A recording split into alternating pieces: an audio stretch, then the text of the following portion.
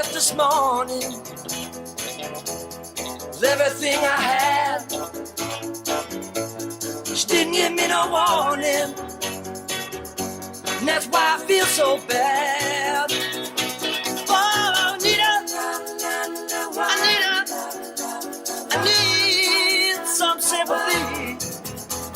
I need her, I love you. Come and sit by me.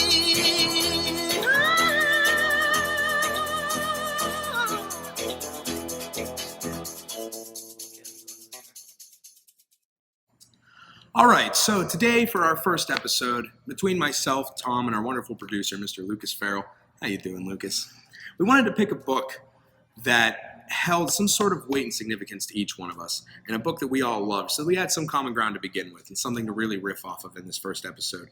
And it didn't take us very long to decide upon the absolutely wonderful Stoner by Mr. John Williams.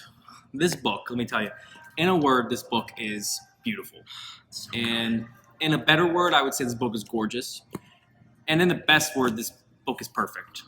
And I can definitely say without a doubt, this is probably 100% easily a desert island book.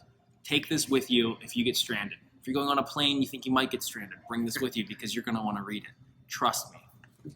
So to put such an incredible book into only a few words, Stoner is about a small town boy, one Mr. William Stoner, who falls in love with literature and eventually the world of academia. And through his life, one that is riddled with personal downfalls and failures, the fleeting moments of beauty provide him with enough to keep moving onward. A little bit of background about this book before we really dig into it. It's written by an American author, John Edward Williams, and he, much like the protagonist of the story, Stoner, he was a college professor. He was in the 60s while Stoner is beginning around World War I. He was not very commercially successful with this book at all. It's sort of thing like 2,000 copies, which is peanuts. That's nothing. It was reissued in 2003, 2006, 2012, but still didn't have much success in the United States at all, which is crazy to think with this book of this magnitude, really the only few perfect books. Wow. It's one of the only few perfect books I've ever read in my life. And for it to not be as successful as it is, it's a very interesting thing. Before we get to that, though, I want to talk about why this book is so good. What makes this book so fantastic? So, Danny, what do you think? What is the main thing for you that really elevates this book above everything else?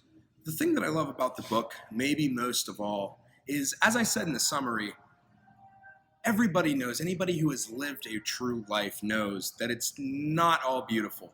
There are some really terrible things to be found in life, very terrible emotions that we all have to go through, very horrible events and horrific tragedies that we all suffer through. But it is those fleeting moments of beauty, those little things that you might be able to capture with a memory somewhere in the back of your brain, if you're lucky enough, that really make it worthwhile and really take away the dark from those times, which happen to be overbearing times compared to the happy times. I would have to agree with you there because there's just general large amount of bad things that happen in life, and there's only a few fleeting good moments, and that makes the crap usually worth it. Sometimes it's not. It all depends. And I think that's what makes this book personally one of my favorites, because it's human. More than anything else, it isn't a big fictional epic. It is a very human book set in human characters. The characters, more than any other character I've ever read in any kind of book, they seem more real. Because anytime you ask someone how you feel about a book or how you feel about an author, their main problem with it is generally they don't like characterization.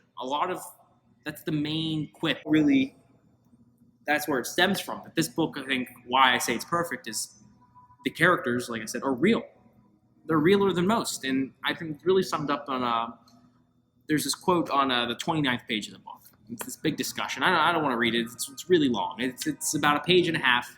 It takes a lot of time to read, and it really sums it up. It's between this discussion between Stoner and his coworkers. I'm going to take something a little shorter, which I think really sums up the idea of humanity in this book.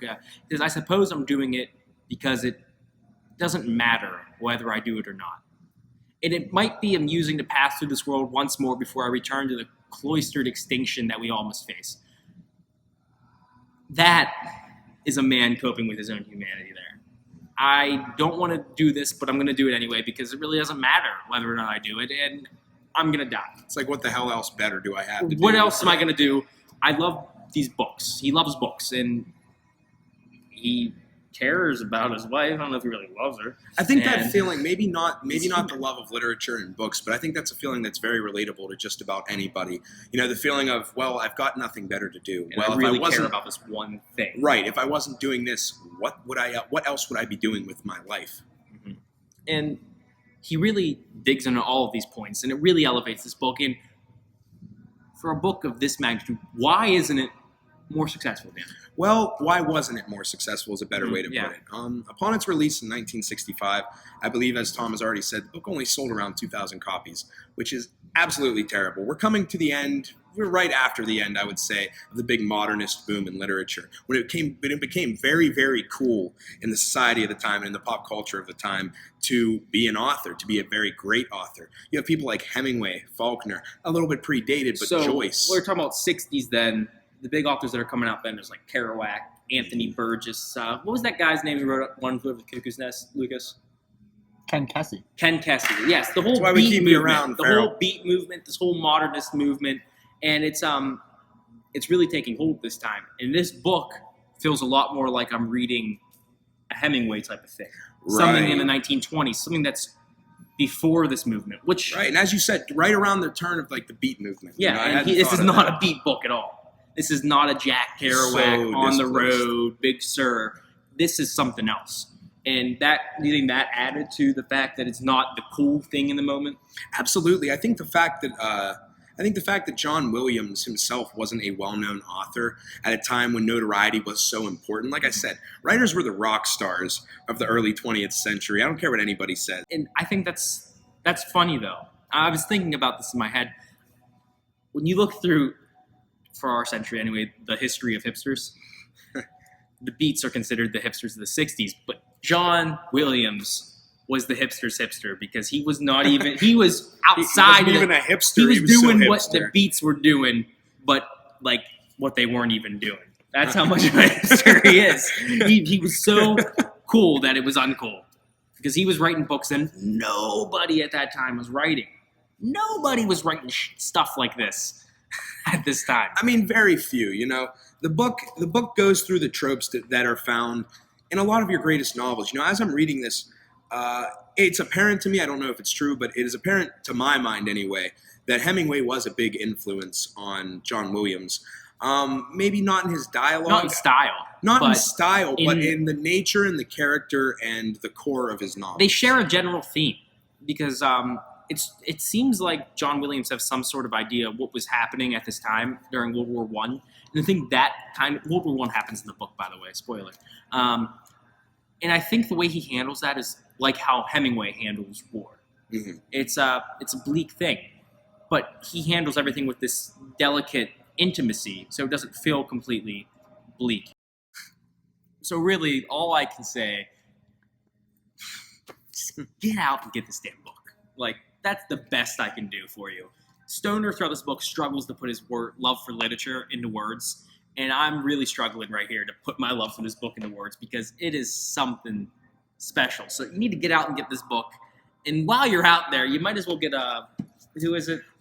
We thought of a musical pairing for this, and to my mind, I'm into some of the indie hipster kind of stuff. For any of the fans of Bon Iver out there, the album For Emma Forever Ago to me immediately comes to mind with this novel. There's such a latent, ethereal feeling of dread and sadness to be found in the music that is just so ever present in this book. And listening to the music and reading this book, it sort of deadens the higher moments of the book, possibly. But as an overall theme, I think it fits the book incredibly well. Listen to them both. Read it once without it. Read it once again with it. Read it a million times more. Give it to your kids when you're older. Give it to your kids now. Don't get lost on the desert island and only read this book. And now, as this show as a whole, we review things that should be on a desert island with you. And I think it would be a shame if we only talk about books because I think I speak for both of us, movies are the literature of our generation. People go to the cinema and they see real good movies. I'm okay with that. I'm okay with because there's shit books out there and there's shit movies out there, but the really good ones, they're the books of our time. And thinking about that point, a debate I want to bring up to get this whole thing started for our first talk about movies is when people are like, well, the book's better than the movie. Really? Really? Because I don't really think that's true. I think there's plenty of movies that are better than the book, but I also think there's plenty of books that are better than movies. But I think saying a generalization that one is completely better than the other is wrong. So I'm going to list a couple here, and then I think we're going to talk about one in particular and really dig into what makes a movie better.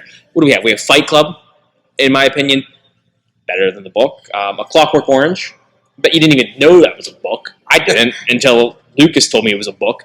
There Will Be Blood is loosely based on a book by Upton Sinclair called Oil. The Shining. Actually, it's oil! Exclamation point. Yeah. No Country for Old Men by Cormac McCarthy, which is hard to say because Cormac McCarthy is, I think, Dan and I's favorite author. Cormac McCarthy is absolutely my favorite author. And to say author. that he got one-upped, that's the one we're talking about, by the way. Then once again, everybody, this portion of the video is absolutely subjective, because everybody has a different opinion. Yeah. But in our view, and from what we happen to see online and talking to other friends of ours, these are some movies if I was that on really a jump desert out. island, I would rather have the movie No Country for Old Men than the book. Agreed. Assuming I have a TV, a DVD player, and electricity, and all that other shit. But No Country for Old Men is our main case study for me. And the book was fantastic. You read through the book, and you're terrified. It's terrifying. It's suspenseful. It's tense. It's taut. It's the character, Anton Chigurh, is amazingly horrendous. It's a sweaty, bloody Western. Just in the best possible way. It's great. We do love the book. But the movie does all of those things better. From everything from the cinematography to the acting to the perfect casting of actors. Yes. In my opinion. Mr. Tommy Lee Llewellyn Jones. Moss. Who was that? Josh Brolin? Tommy Lee Jones is playing the sheriff, the old sheriff. Josh Brolin. Josh Brolin is playing Llewellyn Moss, the protagonist, if you will. And then Javier Bardem as Anton Chigurh. Anton Chigurh with the bowl cut and killing people. And Cormac McCarthy really puts upon you this tense cat and mouse game throughout the book. It's a short adrenaline shot of a book. In the movie, the feelings that Cormac McCarthy makes you want to feel are amplified. Absolutely. I think no scene really does that better than the coin toss. I would say the coin toss and the hotel scene. The hotel scene is great, and the coin toss is also fantastic. And if we look at this coin toss scene, we see Chigurh enter the gas station to buy gas. And the polite old gas attendant man, played by, I don't even know. That's another thing. The supporting bit players in this movie are great. There's a funny thing about the cinematography in the scene, isn't there? Yeah, it's okay. If we look at the cinematography here, it's nothing special, nothing flashy. The Coen brothers do this well. It's just a one-shot close-ups, back and forth, over the shoulder, and then when the peanut wrapper hits the table, you don't even notice the subtle pushing onto the characters. The close-ups are a little bit closer now, and the intensity just starts to bubble and boil and boil and boil and boil over a coin toss of all things, and flips the coin, and we're holding our breath when it lands, and we're freaking out, and nothing happens. Right, because the person that our Mr. Anton Chigurh is encountering has no idea what is in store for him if the coin comes up heads or tails. Neither do we. They could have very easily let us know his intentions, but they didn't. And the suspense of that scene, you're sitting there going, what's going to happen? I like this old man. He's a very nice old man. Reminds me of my grandpa, maybe. Who knows? You're wondering what's going to happen to him, and you never get that answer because nothing happens. And then that frickin' hotel scene.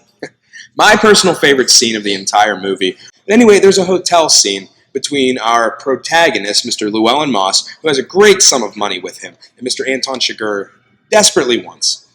It's in this really small hotel, you know the one. It's 2 floors. The places are really close together. You can hear through the walls perfectly. And as Tommy mentioned, there's this game of cat and mouse going on, where Llewellyn has no idea in the beginning that Anton is around, but he has a hunch that he's on his tail. That somebody is on his tail. Wait. Before we go any further, There's two really tense hotel scenes. Which one are you talking about? I'm talking about when Llewellyn and Anton are in the same... The shootout, or when he shoots all the Mexicans and he grabs the money? We're going to go the shootout. Okay, just making sure. That's how many tense hotel scenes there are in this movie.